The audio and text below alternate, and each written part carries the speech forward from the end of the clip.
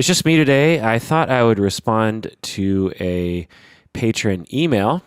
Remember that patrons always get preference when they ask questions or have topics for podcast episodes. So let me tell you a story about a client in the past. And remember that whenever I talk about my clients, in order to protect their confidentiality, I change details or I don't say enough to reveal who the person is. That I should use client examples in the effort of education and advocacy, but I should always do my part to try to mask people's identities, which I think I do pretty effectively. If you knew the real story, you would say, oh, that was clever how you kept the essence of the story intact, but changed details enough so that it doesn't break confidentiality or reveal who the person is. So let me tell you a story about a client. There was a client I had once. This was a long time ago, but a very memorable situation for me. It was a young woman, and she came into therapy because she suffered from depression, low self-esteem. She had some concerns about an eating disorder, possible eating disorder, and she had issues in her family. There were a number of things she wanted to talk about. She had been to therapy before, but she had never been to therapy with a male therapist. And when she came to me, she mentioned that, but it didn't seem that important to her at the time. We didn't really talk much about the fact that I was male in the beginning. And so therapy progressed over time. And there were lots of twists and turns and bumps in the road and interesting events that occurred in her life. And over time, I began to assess and believe that therapy was progressing well, that things were getting deeper. She was beginning to combat her negative self-voices, and she was becoming more healthy in the way that she thought, and she was feeling supported by me, and she was gathering support in her personal life. But something seemed off. Something seemed to be off about the therapy as the months went by. I began to wonder if she was hiding something from me. I was getting a vibe that she was hiding something from me. She seemed very rigid and restricted as we talked. She didn't seem as fluid as she was in the beginning. But I'm the sort of therapist that if someone wants to hide something from me, that's fine. In fact, I want them to hide it from me, because if they're hiding it from me, they must have a good reason. And I'm not going to try to force them to tell me or ridicule them or judge them for keeping something from me. It's okay. You can keep secrets from me. That's fine. I'm not hurt by that. In fact, I recommend that most people don't tell me everything in the beginning, because you should require me to prove that you can trust me, and that takes time. So I began to get that vibe. I wasn't quite sure, but things seemed to be getting worse, and there were a number of different things that I could go into as to what made me think that things were getting worse for the therapeutic relationship. But just trust me when I say that I was getting some vibe, and there was some data to back that up. And it was a bit of a mystery. Then some more twists and turns in the therapy and more bumps in the road regarding her personal life. And I didn't see her for a time. And then she came back into therapy a while later. I can't remember how long, months, maybe years later. And she told me information that shed light on the vibe I was picking up on when I saw her last. She told me that because I was a man, that over time she was becoming more dependent on me, that she felt closer to me, that she felt she could trust me more. And at the exact same time as she trusted me more, she became terrified of therapy. She was experiencing physical anxiety as she sat in my office. And she struggled with it because rationally, in her conscious mind, she knew there was nothing to be afraid of. She knew I could be trusted. She knew I wouldn't hurt her. She knew that I had her back. She knew that I was a supportive, compassionate person. But her body or her limbic system or some other part of her psyche or body was telling her that she was in a dangerous situation. And not just any simple dangerous situation, but severe danger. The kind of danger that you feel when you're around, say, a psycho killer or something. The sort of danger you would feel if you were on the bus and suddenly you realize the person sitting next to you is a serial killer or a serial rapist or something. The kind of fear that you get when you're quite afraid that someone is going to harm you and you can't do anything to stop it. That was the feeling in a nutshell that she was telling me that she was feeling. And I was quite moved by her description, and I felt quite sorry for her. I felt bad that she was feeling that way about me. And I couldn't help feeling somewhat responsible because as a therapist, I strive to make people feel safe and secure in their talk, in the therapeutic relationship with me. But she was telling me that not only did she not necessarily feel that, but she was feeling the direct opposite. She was terrified of me, and that hit home. That was very hard to hear. And as we began to explore the reasons why, we collaboratively decided that it was because she had been hurt by men in the past during her childhood, and that as she chose a male therapist, perhaps for a good reason that she wasn't aware of when she chose me, she began to work through those feelings in a very intense, upfront way in the presence of me. As she became closer to me, she paradoxically became more afraid of me and wanted to distance herself from me. And this complicated therapy. But at the same time, it provided a rich relationship in which we could begin to heal the wounds that she had. Well, so then recently, a patron wrote in asking about what she was referring to as fearful transference. She wrote, "I have a history of abusive men in my life since childhood." And then she goes on to say that she's had a few therapists, but they were all female. And then she started working with a male therapist.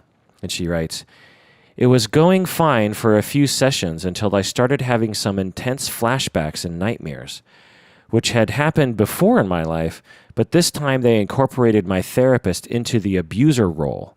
It was horrifying, and it would happen during therapy. It's better now, but we're still working through it." End quote. So this is a very similar description as what I believe I experienced with the client I was talking about. So let's talk about fearful transference. This is the Psychology in Seattle podcast. I'm your host, Dr. Kirk Honda. I am chair of the Couple and Family Therapy Program at Antioch University, Seattle, and I'm also a licensed psychotherapist. Let's talk about the definition of transference first, just to make sure people understand what it is that we're talking about. Transference can be considered one of the many defense mechanisms. And essentially, it's just a specific form of displacement or even projective identification. But the definition in a nutshell that I'll provide, the simple definition is we transfer our difficulties that we've internalized from our early relationships onto our therapists. So in other words, as we grow up, we experience difficulties with particularly our parents. We internalize those difficulties. They become internal conflicts. And then we transfer them onto our therapists, or we displace them onto our therapists. Or through projective identification, we reenact these difficulties with our therapists. For example, if your mother abandoned you as a child, you might begin to suspect that your therapist secretly wants to get rid of you as a client. So it becomes modified to fit the relationship. You wouldn't see your therapist as wanting to abandon you, per se, meaning move out of state and divorce your father. You wouldn't go that far. But the essence of the abandonment would be applied to the relationship with the therapist. So you might start having thoughts that your therapist secretly wishes that the session would end early, or secretly wishes that you would just terminate and end the relationship, or secretly isn't really listening to you, these kinds of things. This is transference. And the essential nature of this is that it's a distortion. It's not accurate. It's not an accurate depiction of what's really happening, in that the therapist is not really trying to get rid of you. You are merely seeing that because you're transferring your childhood difficulties onto the therapist. And the therapist doesn't actually believe that, nor is the therapist giving any indication of that. This is the nature of defense mechanisms. They tend to be unconscious, and they tend to be necessary to alleviate some sort of psychic pain. So the writer the patron wrote in about what she's referring to as fearful transference. There's no specific term in psychodynamic language that refers to what she's calling fearful transference.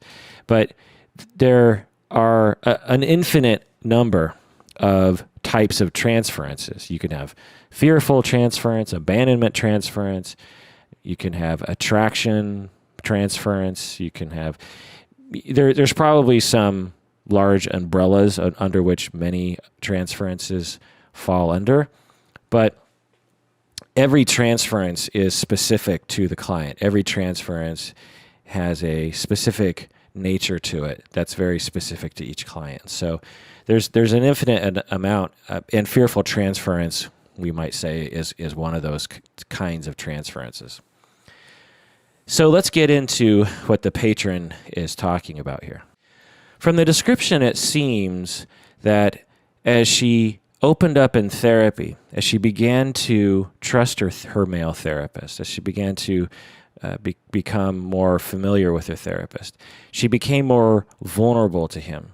She felt that she was more vulnerable to being hurt by him, which comes along with becoming more dependent and having a deeper relationship. When that happens, you inherently are more vulnerable to that person. And in relational therapy, that's a good thing. You don't necessarily want people to be vulnerable to you, but you want the relationship to be deeper. And if vulnerability comes along with it, then so be it. And, good quality, competent therapists will live up to the hope of the client by not hurting the client, by valuing that vulnerability and respecting it. And that through relationship therapy, people can begin to heal the wounds of the past. This patron indicated that in the past, she had only worked with female therapists, and this was the first male therapist she'd worked with. It's probable that since she had been abused by men in her childhood and throughout her life, that she learned effective ways of keeping her distance from men. That even though she might engage in relationships, she might have been very good at keeping them at a distance so that she wasn't vulnerable to being hurt by them. And as she began to deepen her relationship with her male therapist, all of that became difficult to uphold. It's hard to keep your therapist at a distance when the relationship is deepening. And so as the relationship deepened, she began to transfer her fear from her early relationships with other men in her early life. She began to transfer that fear onto her therapist, even though he was not at risk of abusing her. And this is why relational therapy is so effective with complex PTSD. I've talked about complex PTSD in the past, PTSD meaning post-traumatic stress disorder. And complex versus simple Simple meaning you got in a car accident or you were assaulted once. You're 25 years old and you get mugged. That you could experience PTSD from that trauma, and that is what we call simple because it's just one event. But complex PTSD involves often a lifetime, particularly a childhood lifetime, filled with abuse and threatening events that occur often from people in your family, people you're supposed to be able to trust. And it's complex because not only is it post-traumatic stress disorder, but it's also involving your idea about human beings and how much you trust people. And it gets all wrapped up into one big messy ball. So again, this is why relational therapy is so effective with complex PTSD, because by experiencing and thus internalizing an actual relationship with another person, her personality, this patron, her personality is changed on a fundamental level. The cognitive therapy does not provide this. And cognitive therapy is a dominant form of therapy in our industry right now, and often overused. It's a wonderful form of therapy for a lot of things, and I use it all the time. But when it comes to relationship traumas, it's important to not only use cognitive therapy, which can help, but also a relational form of therapy, psychodynamic therapy, interpersonal, this sort of thing. Because the relationship between therapist and client can prove over time, experientially, to the client that they can trust someone. And as they learn to trust someone, they learn many, many things on a visceral level, not just on a cognitive level. They learn that they can trust someone. They learn that they're worthy of being treated humanely. They learn that not everybody is going to hurt them. They learn that they can reach out to people that are good for them and avoid people that are bad for them. There's many things that they learn, again, not just cognitively, not just intellectually, but on a deep level. And this is how this form of therapy, psychodynamic interpersonal relationship therapy, this is why it works so well with complex PTSD, is because it's experiential. You can go to someone and say, hey, you need to trust that person because that person is trustworthy. Well, that's all fine and good if the person doesn't have significant wounds that are interfering. If someone has extreme wounds from the past, and to some extent we all have at least some of those wounds, then it becomes difficult to convince someone, and or it becomes difficult to convince the self. The person might actually believe you. Yes, I should trust that person. But they'll find that they can't trust that person. And relationships are very weird. They're very subjective. And as the relationships meander and go down different roads together, it's easy for us to impose our subjective experience and expectations onto situations. If you trust people in general and your friend cancels on you, say at the last minute, I can't make it, I'm too tired from work.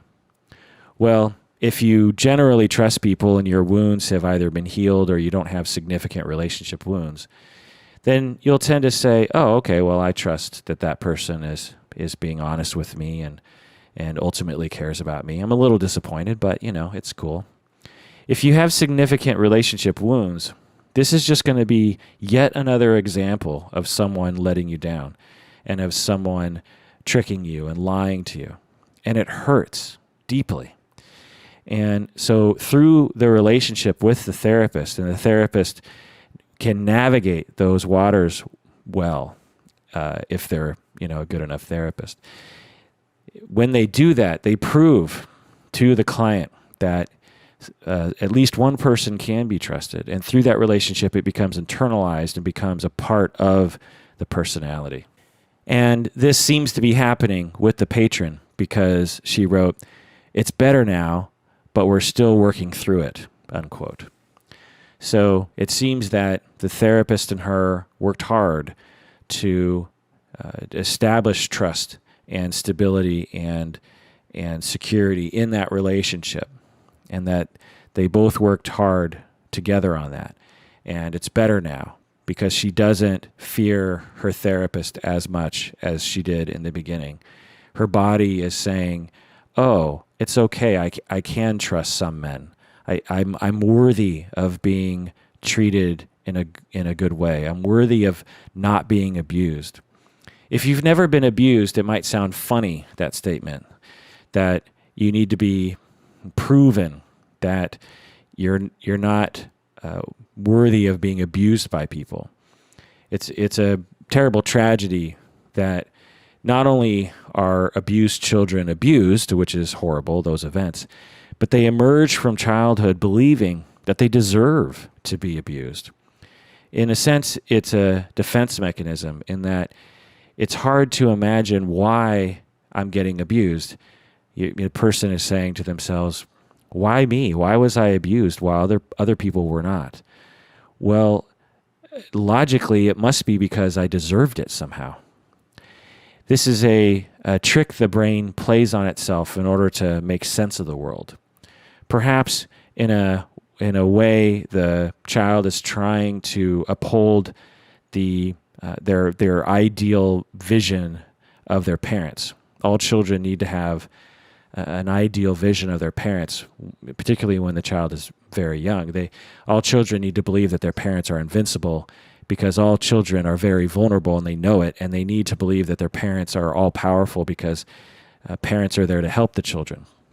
So the children need to believe that their parents can save them from anything. And in order to reconcile the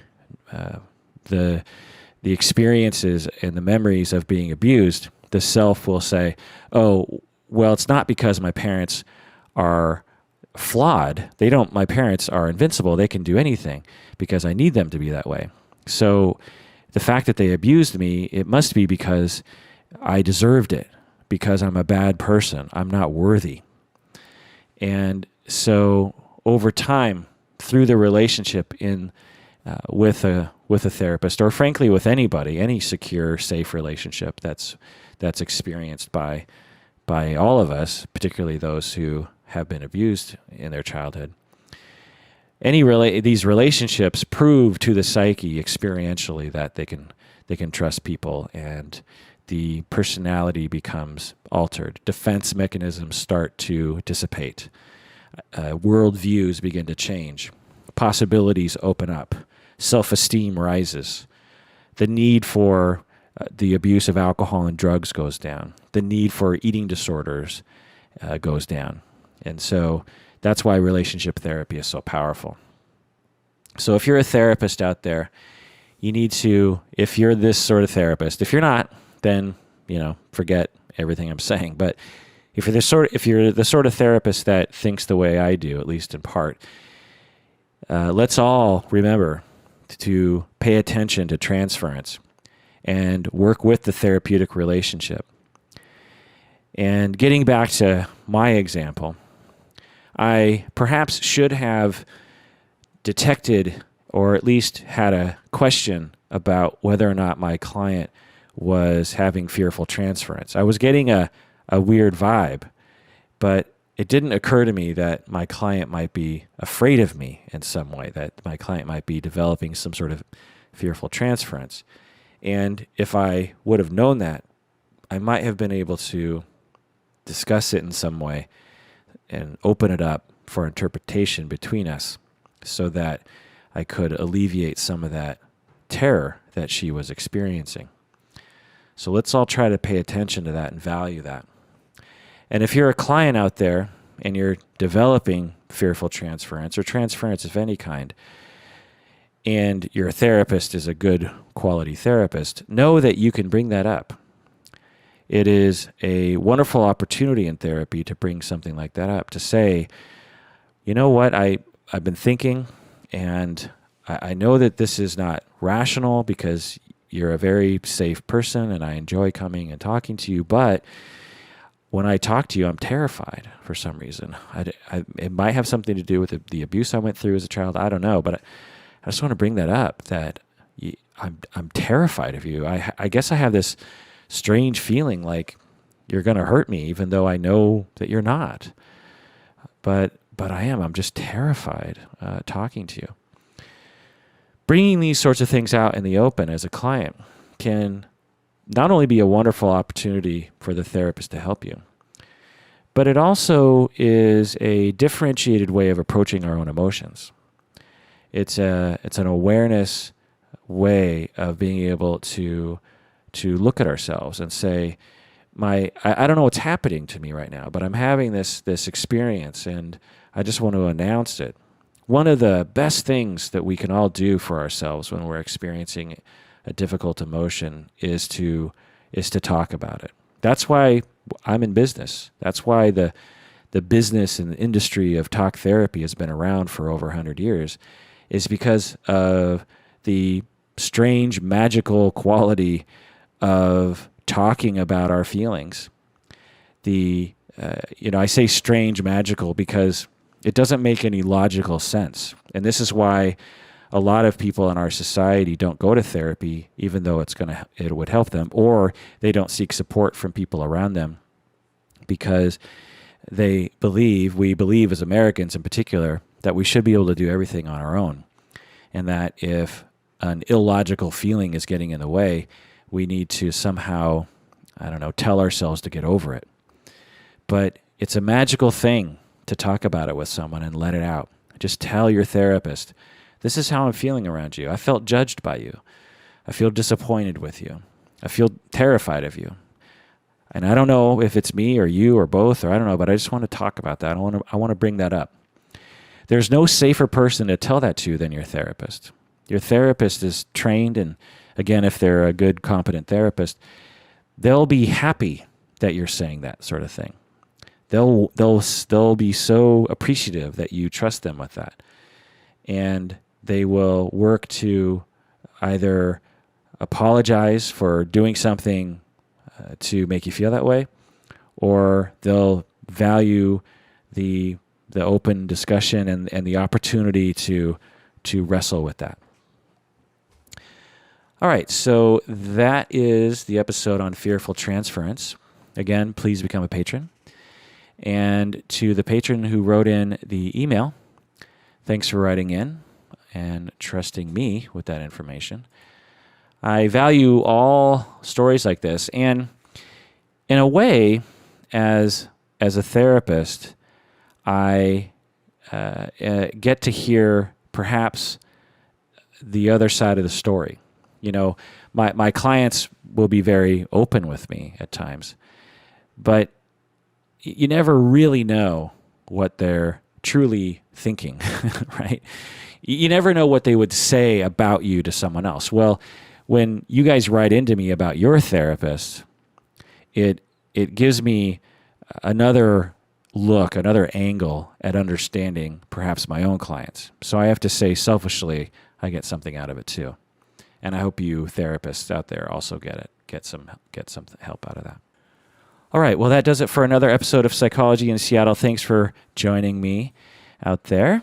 And please take care of yourself because you deserve it.